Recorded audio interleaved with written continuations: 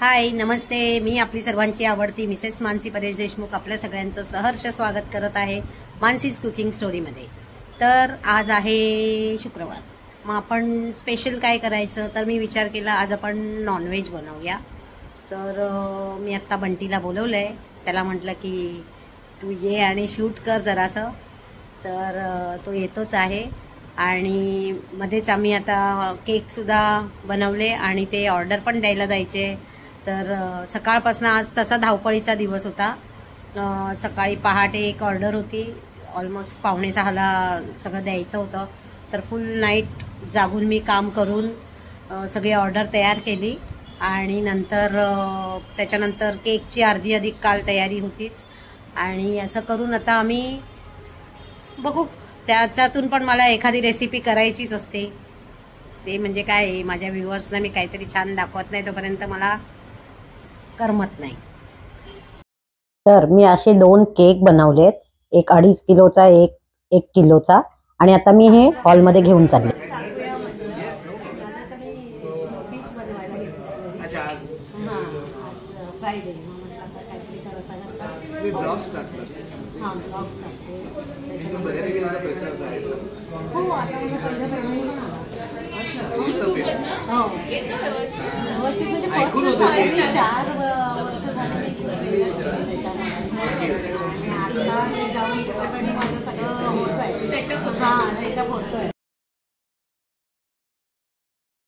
तर मी आणि दक्ष आम्ही दोघं हा केक घेऊन लेजंड हॉटेल म्हणजे आमच्या इथला फडके रोड जो आहे फेमस डोंबिवलीतला, तिथे हे हॉटेल आहे, तिकडे आम्ही हा केक घेऊन डिलिव्हरी केला।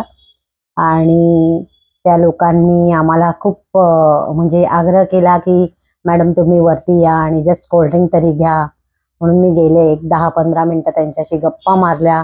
त्यांना मी सांगितलं की यूट्यूब बद्दलच बोलत होतो आम्ही जेवढा वेळ होतो ते, आणि त्यांना माझे केक्स फार आवडतात। त्यांच्या मुलीच्या पहिल्या बर्थडेला त्यांनी माझ्याकडनं केक घेतला होता आणि नंतर ते इथे राहत नव्हते, पण जेव्हा ते इथे शिफ्ट झाले त्यांनी पहिले माझा नंबर पुन्हा शोधून काढला आणि मला 2 केक्सची ऑर्डर दिली आणि त्यांना ते अतिशय आवडले आणि खूप खुश झाले। असेच माझे जे चांगले चांगले माझे कस्टमर्स आहेत ते मला आवर्जून माझी आठवण काढतात, कारण की मी त्यांना चांगली सर्व्हिस देते आणि भविष्यात चांगले चांगले मला असेच छान छान क्लायंट मिळो। हे बघ मावशीने काय दिलंय, सोललेले करंदी। मी काय करते माहितीये का बंटी, कोलंबी आहे ना, अजून काय दिले बघूया मच्छी, त्या हिशोबाने आपण ठरवू काय करायचं।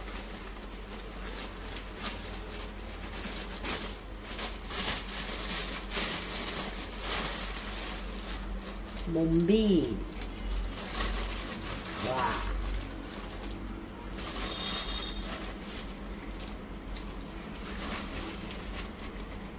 आपण काय करूया, हे बोंबील आहे ना भरून करूया। ह्याच्यात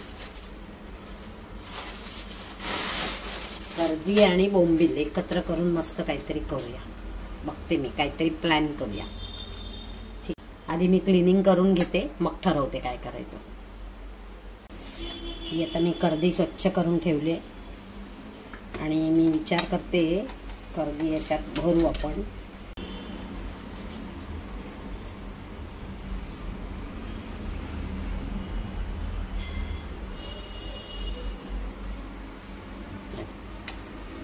असे 2-2 पीस करून घ्याय, म्हणजे मोठं करून घ्यायचं, कापून घ्यायचं म्हटलं तर मी जे मोठे मोठे बोंबील आहेत ते मी कापून घेते आणि छोट्या बोंबिलाचं कालवण बनवेन आणि हे स्टार्टर सारखं भरून त्याला फ्राय करेन।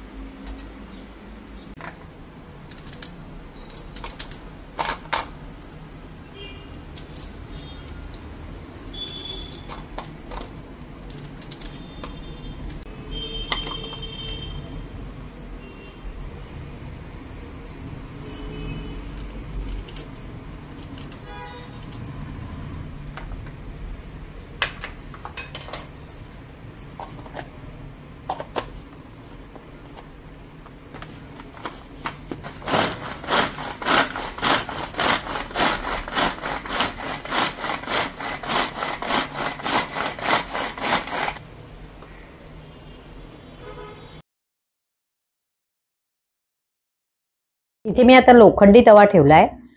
म्हणजे लोखंडी तवा मी मुद्दाम घेतला की आपल्याला जे आता सारण बनवायचं आहे, म्हणजे स्टफ करण्यासाठी जे आपल्याला बनवायचं आहे सारण, ते ड्राय हवंय. तर ड्राय होण्यासाठी मला या तव्याचे चांगला उपयोग होईल म्हणून मी हा तवा वापरलाय. तर तेल पण फार घालायचं नाही, आपल्याला थोडं ड्रायच असं भाजून घ्यायचं सगळं. आता मी याच्यामध्ये थोडंसं मीठ घालून घेते, म्हणजे आपला कांदा लवकर मऊ होईल.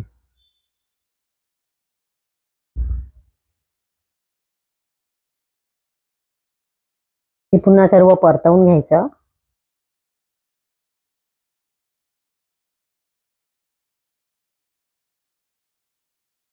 आणि आता यावर घालायचं माझं आवडतं हिंग, हळद, तिखट, धणे पावडर आणि थोडासा मालवणी मसाला. हा ऑप्शनल आहे.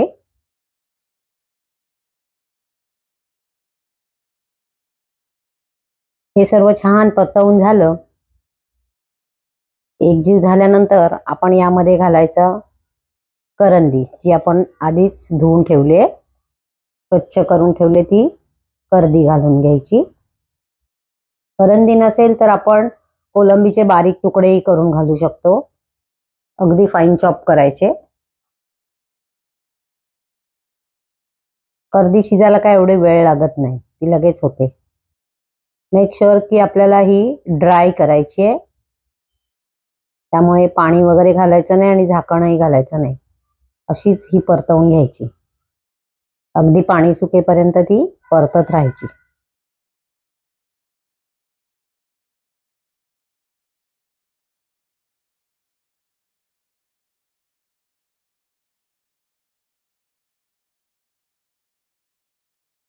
आता याचा वही श्वास जाण्यासाठी आणि एक आंबट टेस्ट येण्यासाठी आपल्याला आपण याच्यात काय घालता येईल, तर कोकम घालायचा नाही. कोकम घातला तर आपल्या दाताखाली वगैरे कोकम येऊ शकतो स्टफ फ्राय मध्ये. म्हणून मग मी काय केलं की चिंच पण नाही घातली, थोडीशी टेस्ट बदलायची होती मला, म्हणून मी यात आगळ घातलंय.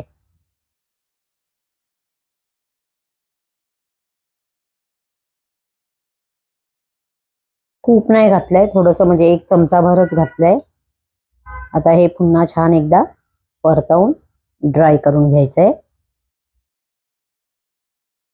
आणि यावर मग भरपूर अशी बारीक कोथिंबीर चिरून घालायची आहे.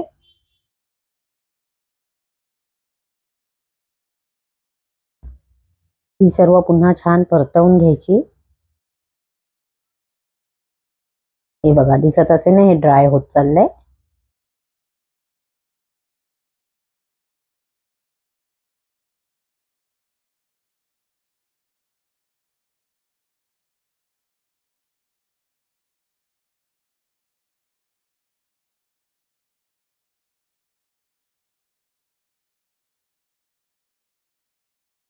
तर अशी आपली ही करंदी तयार झालेली आहे, मस्तपैकी ड्राय झाली आहे. आता आपल्याला पुढची तयारी करायची आहे. तर मी ते एक चटणी बनवून घेते. त्याच्यासाठी मी भरपूर अशी कोथिंबीर घेतली आहे. ह्या मिरच्या तिखट नसलेल्या मिरच्या आहेत, ह्या म्हणजे लवंगी मिरच्या न घेता ज्या पोपटी येतात ते घेतल्या. आणि लसूण घ्यायचं आहे. इथे आल्याचे तुकडे अगदी थोडेसेच घेतलेत. आणि हा माझ्या घरचाच पुदिना आहे.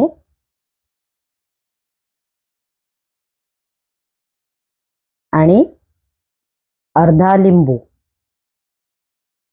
लिंबाचा रस आणि थोडंसं मीठ, हे सर्व घालून आपण एक छान पेस्ट करून घ्यायची, म्हणजे ह्याची चटणी करून घ्यायची. वाह, मस्त.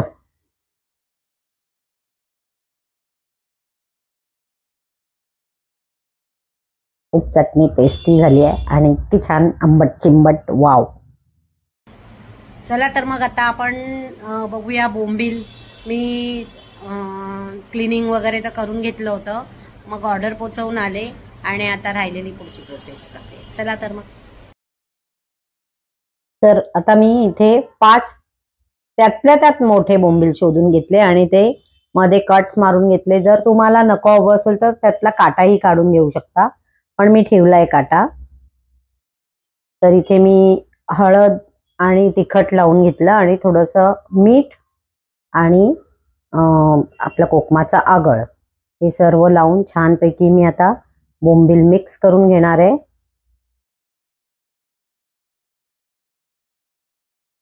खरं तर बोंबलाला जास्त आंबट लावू नये, म्हणजे हा माझा पर्सनल मी हे केलेला, म्हणजे मी बोंबील जेव्हा तळते तेव्हा मी अजिबात त्याला आंबट काहीही लावत नाही किंवा मी पाट्याखाली ठेवत नाही. जर तसं केलं तर बोंबील गार झाल्यानंतर मऊ पडतात. तर आपण जर तुम्ही असे डायरेक्ट बोंबील तळलेत ना, तुम्ही कधीही बोंबील डायरेक्ट तळून बघा. रवा आणि तांदळाचं पीठ त्याच्यामध्ये बाकीचे मसाले घालून फक्त ह्याला हळद, तिखट, हिंग, मीठ आणि कोथिंबीर भरपूर घ्यायची बोंबीलला, आणि ते त्या रव्यात आणि तांदळाच्या पिठात घोळवायचे आणि तळायचे. फास्ट गॅसवर क्रिस्पी तळून घ्यायचे. ते गार झाले तरी छान क्रिस्पी राहतात. हे करून बघा, म्हणजे तुम्हाला माझी आठवण येईल की मानसीने तो बोला था वो सही था. तर आता मी ह्याला तिखट, हळद, हिंग आणि मीठ थोडंसं आगळ लावून घेतलंय. आता मी जी आपण चटणी केली आहे ती याच्यामध्ये लावून घेणार आहे. मध्ये सर्व बोंबीलला आपण ही चटणी लावून घ्यायची.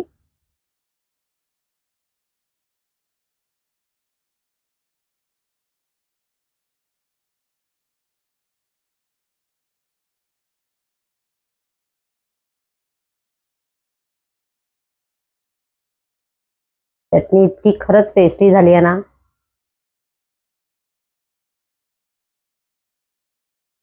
आता यामध्ये आपल्याला हे भरून घ्यायचंय. जे आपण करंदी करून घेतली आहे ड्राय, ती भरून घ्यायची आहे. थोडे बोंबील मोठे लागतात यासाठी.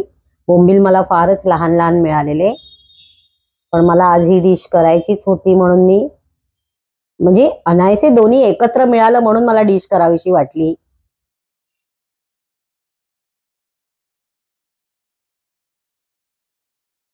थोडे बोंबील मोठे असले की आपल्याला चारी बाजूनी घडी करता येते, पण छोटे असल्यामुळे आता मी याला काय करतेय, चिपटीकडचा भाग वरती ठेवायचा आणि खालून टूथपिक घुसवायची.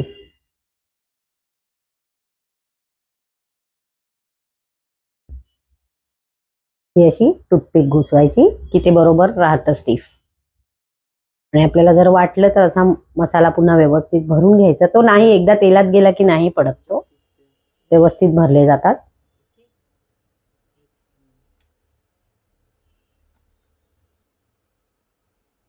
तर इथे मी 5 पीस केलेले आहेत. कसं आहे, मी आणि परेश दोघंच असतो जेवायला, आणि खरं सांगायचं तर आम्ही बोंबील शौकीन नाही आहोत. बोंबील खाणारा माझा मुलगा सध्या आयर्लंडमध्ये असतो, तर मी त्याला मिस करते जेव्हा जेव्हा बोंबील बनवते. इथे मी आता रवा घेतलाय, त्यामध्ये मी थोडंसं तांदळाचं पीठ घेतलंय. हे तुम्ही प्रमाण लक्षात ठेवा, म्हणजे तुम्ही जेव्हा कधी बोंबील फ्राय कराल, नुसते बोंबील फ्राय, तेव्हाही हा मसाला यूज होईल. हे बघा, तिखट, हळद, थोडंसं हिंग, धणे पावडर आणि मीठ, हे सर्व छान मिक्स करून घ्यायचं.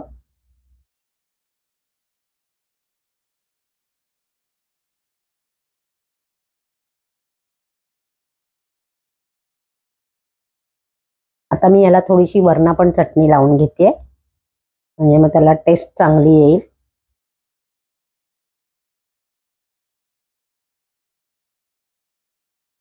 खरं तर प्लॅन मध्ये नव्हतं, पण अचानक काय सुचलं आणि मी केलं, पण ते खरंच खूप छान लागलं.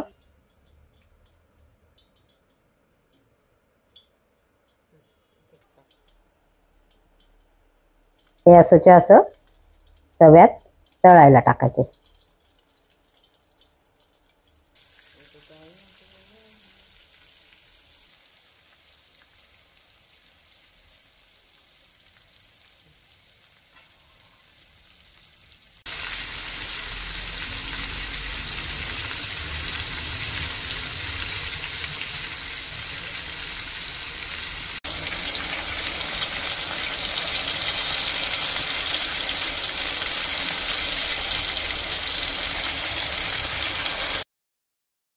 तर असे हे बोंबील तयार झालेले आहेत आणि आता मी हे एका प्लेटमध्ये काढणार आहे.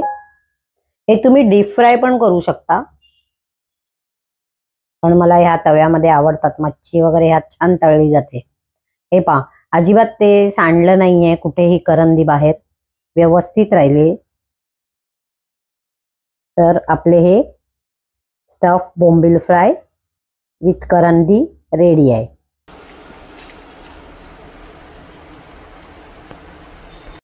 तर आता मी यातले 2 पीस माझ्या वडिलांना टेस्टिंगला पाठवलंय. तर बंटी घेऊन जाणार आहे. बंटी, आजोबांचा रिव्ह्यू घे आणि मला व्हिडिओमध्ये टाक बरं. तर बघूया आपण.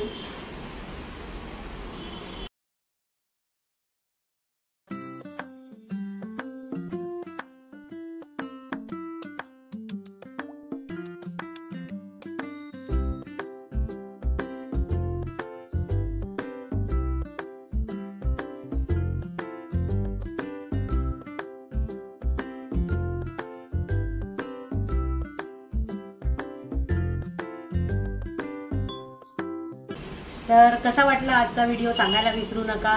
लाईक, शेअर, सबस्क्राईब तर आपण करताच आहात आणि करायलाच पाहिजे, कारण त्याशिवाय मी तुम्हाला कसे छान छान पदार्थ करून दाखवणार. तर भेटूया आपण नेक्स्ट भागात. तर तुम्हाला काय बघायला आवडेल ते मला नक्की कळवून पाठवा, तर मी त्या रेसिपीची तयारी करेन. चला तर मग, धन्यवाद.